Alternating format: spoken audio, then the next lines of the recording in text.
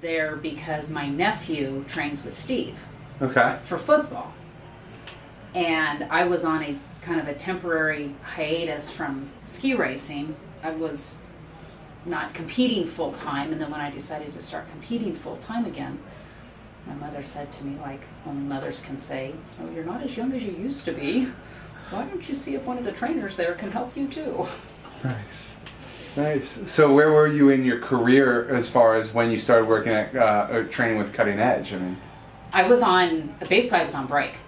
Because I had competed for so long, and then like a lot of people, accidents and injuries and life and having to work full time gets in the way. yeah. And so it was probably about 5 years. I didn't hardly compete at all for about 5 years. Just maybe one race here or there, one competition, once a year, just, hey, I can still do this kind of thing. Right. And then 3 years ago, I decided that I was feeling good. I'd recovered from all my injuries, and I was kind of stable in my work life and personal life and everything else. And I thought, you know what, I'm still young enough, I can still do this. When I started training, because I'd been off the circuit basically for 5 years, it was basically to finish, because a lot of our races run between 45 minutes or an hour, and I hadn't skied longer than maybe 10 or 15 minutes. So it was like, okay, let's finish. Okay, now in our marathon events, we run back-to-back days. We run Saturday and we run on Sunday. So now get up Sunday morning when you're tired and sore and everything else, and now let's do this all over again.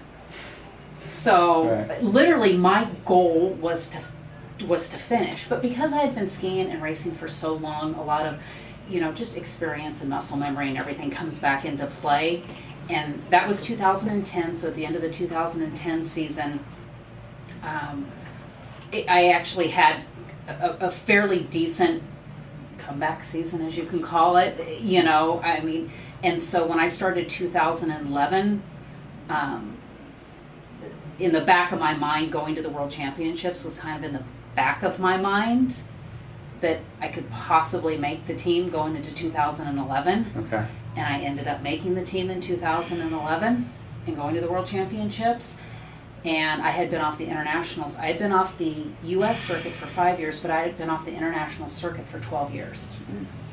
That's a long time. And I had only been back competing again a year and a half when I went back to the World Championships. Wow. And that's just not a lot of time. Well, Kirk's done a really good job of incorporating a lot of the things that we do out here. It's hard to duplicate water skiing on dry land, but he's done a lot of things to incorporate. So we'll shake ropes out here in my water skiing stance, with my feet and legs. And so now you're getting the balance and the, working kind of the same muscle groups in unison as I would when I ski. So he's done a really good job to incorporate that kind of stuff. And a lot of I don't need footwork because my feet don't move, but I do need a lot of balance in what I do. So we do all kinds of different things for balance and stabilization and core strength and that kind of stuff. One of my least favorite things is when I can't do something. I don't like it when I can't do something. And I think he does it sometimes just as a reality check for me. Sometimes, as with all athletes, ego gets in the way, and hey, I can do this. And he'll challenge me with, okay, now let's do this. Sometimes I can and sometimes I can't.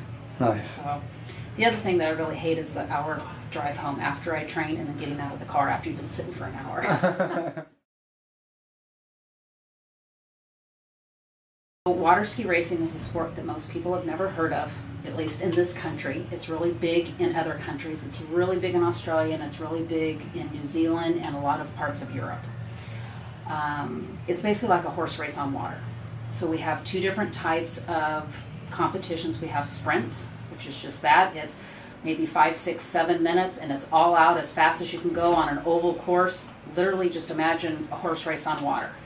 And then we have our marathon events that go from anywhere from 45 minutes to an hour or more, and there's a lot more strategy involved there because you've got to pace yourself, because you can't your 100-meter sprint runner is not going to be able to run 100-meter sprint speeds for a 26-mile marathon, you know, to put it into running terms. And so there's a lot of strategy involved, and there's a lot of pacing involved, and there's a lot of teamwork involved in the marathon racing. So it's two disciplines within the same sport.